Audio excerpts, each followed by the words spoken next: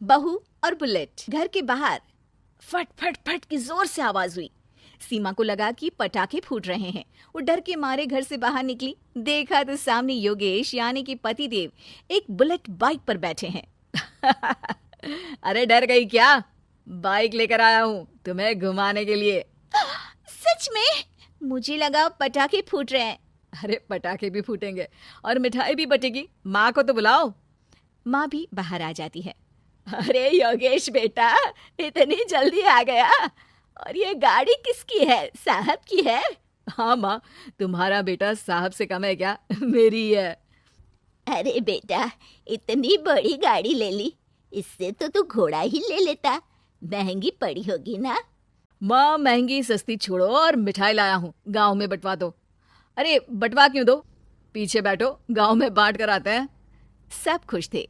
योगेश गांव के बाहर एक कोयले की खदान में मजदूरी करता था। मेहनत और अकल से उसने वहां ठेकेदारी का काम सीख लिया और सूझबूझ से ठीक ठाक पैसा बनाने लगा। गांव में बात फैल गई कि योगेश के घर धमाका गाड़ी आई है। ऐसी गाड़ी पहले कभी किसी ने गांव में तो देखी नहीं थी। योगेश और माँ गाड़ी से वापस घर आ जाते हैं। बेटा, बाबूजी ऊपर से देख रहे होंगे और आशीर्वाद भी दे रहे होंगे तुझे। वो होते तो उनको भी घुमाता माँ। पूरे गांव में नाच नाच के मिठाई बांटने जाते। जैसे मैंने नाच नाच के बांटी थी जब वो अपने लिए एक साइकिल लेकर आए थे। बस बस, बाबूजी दो बात भी सुनाते कि फटफट वाली फटफटी ले आया। सीमा आगे कहती है, अपने लिए तो ये गाड़ी ले आए और मेरे लिए? अरे ये गाड़ी तुम्हारे लिए ही तो है। पक्का मेरे लिए है? अरे पक्का तुम्हारे लिए है। अगली सुबह जब योगेश सो रहा होता है तो उसे बाहर से गाड़ी की आवाज आती है। वो घबरा कर चिल्लाता है, चोर चोर, मेरी गाड़ी ले जा रहा है, चोर चोर। माँ भी जागती है और योगेश के साथ दरवाजे की तरफ भागती है। जैसे ही दोनों बाहर निकलते हैं तो देखते हैं कि सीमा गाड़ी चला रही है।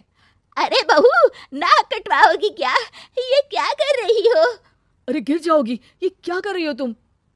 सीमा गाड़ी को रोक कर कहती है, सारे गांव में घुमा लाई, कहीं नहीं गिरी। क्या? सारे गांव में घुमा लाई? अरे लोग क्या कहेंगे बहू? सोचा क्या एक बार? यही कहेंगे कि कितनी अच्छी गाड़ी है। अरे तुम्हारे बारे में। हाँ, कहेंगे ना कि देखो कितनी अच्छी गाड़ी पर बैठी है। बहू गाड़ी रखकर योगेश और सासू माँ के पास जाती है। तुमने कब गाड़ी चलाना सीखा? हमारे बाबूजी के पास पुरानी स्कूटर थी, सीख ली। फिर स्कूल में एक मास्टर जी भी ऐसी ही गाड़ी लेकर आते थे, उन्होंने सिखा दी। हाँ, स्कूल के मास्टर आजकल यही सब तो सिखा रहे हैं। पढ़ाई का कुछ सिखाते तो कुछ भला होता। अरे बहू, अब गाड़ी मत चलाना। हमारे परिवार में कभी किसी औरत ने पीछे से आगे की सीट पे आने की हिम्मत नहीं की है। तुम भी मत करना, समझी? जी समझ गई माँ जी।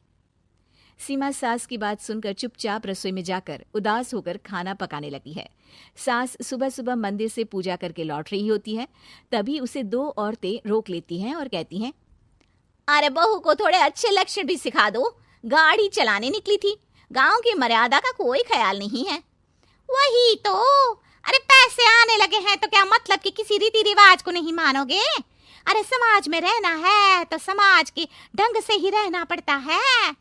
अरे लाज भी नहीं आई बहू को? चूल्हे चौके से निकलकर सीधे गाड़ी लेकर चौराहे चबूतरे नाप लिए, फाट फाट फाट करते हुए। अरे कुछ कह देना उसे। अरे ये क्या कहेगी, बूढ़ी सास है, इनकी थोड़ी ना चलती होगी घर में। हाँ, बहू की ही चलती होगी, मर्जी भी और गाड़ी भी।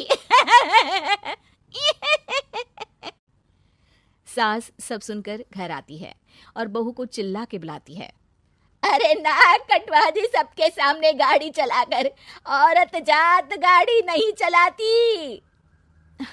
शहरों में तो 4 पहियों वाली गाड़ी भी चलाती हैं और हेलीकॉप्टर, हवाई जहाज भी। शहर में थोड़ी ना रहती हो मैडम साहिबा। आज के बाद गाड़ी से ही नहीं, यूं भी निकलना बंद तुम्हारा घर से। माँ सही कह रही है, कहीं भी जाना हो तो मुझे बता देना, मैं लेकर चलूंगा। आज माँ को तुम्हारे कारण कितनी बातें सुननी पड़ी। इतना कहते हुए योगेश वहां से चला जाता है। बारिश की वजह से कारखाने के रोड पर कीचड़ रहता है, इसीलिए योगेश गाड़ी घर रखकर जाता है और किसी से लिफ्ट लेकर कारखाने पहुंचता है ताकि नई गाड़ी गंदी ना हो। लेकिन शाम को इतनी तेज बारिश होती है कि उसे वापस आने का कोई साधन ही नहीं मिलता। बारिश बढ़ती जाती है। रात के 11 बज जाते हैं। रास्ते में एक नदी का ब्रिज है। अगर उस पर पानी आ गया तो योगेश कारखाने में ही फंस जाएगा। पूरी रात भूखे प्यासे बितानी पड़ेगी। घना अंधेरा, बिजली की कड़कड़ाहट और तेज बारिश। राजेश डर भी रहा था, ठंड से कांप भी रहा था। तभी उसे रोड से आती हुई एक रोशनी दिखती है। वो देखता है कि उसके सामने एक बाइक आकर खड़ी हुई है। वो ऊपर वाले को धन्यवाद देकर उस बाइक वाले आदमी की तरफ बढ़ता है, पर पास जाकर देखता है तो भौचक्का रह जाता है। सीमा, तुम यहाँ इतनी बारिश में गाड़ी पर?